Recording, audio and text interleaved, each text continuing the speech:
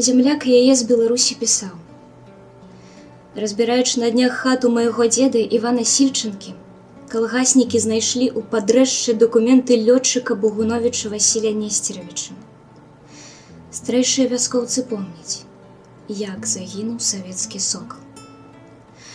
Увосень 1941 года, калі мясцовасць была ўжо акупіравана, над нашай вёскай разгарэўся паветраны бой.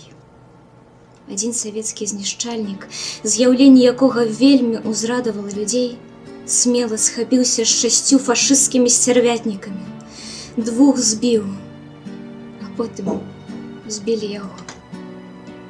Самалёт упаў у поле, і пакуль падаспелі фашысты, калгаснікі выцягнулі лётчыка з-пад абломкаў і, хоць ён быў мёртвы, схавалі, каб не даць ворагу здзеквацца над целам героя. Лётчыка ўначы пахавалі ў лузе на высокім берагі Сожа.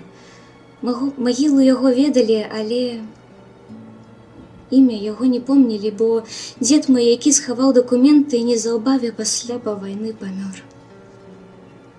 Цяпер мы ведаем імя лётчыка і вырашылі да свята перамогі збудаваць да яго помнік-абеліск. Просім рэдакцыю надрукаваць наша пісьмо і гэтае фота, дзе лётчык зняты, відаць, з жонкай. Картачка ляжала ў яго камсамольскім білеце. Можа, такім чынам родныя Бугуновічы ўзнаюць, дзе яго магіла. Аксана не адразу адчула, што звяртаюцца да яе. «Што з вамі, Аксана Гаўрылаўна?» Перад кіёскам стаяў Павел Пятровіч, прарэктар, высокі сівы стары. Жанчына ўцяміла нарэшце, што трэба адказваць, і выцерла далонямі вочы. «Хто вас пакрыўдзіў?» «Вайна».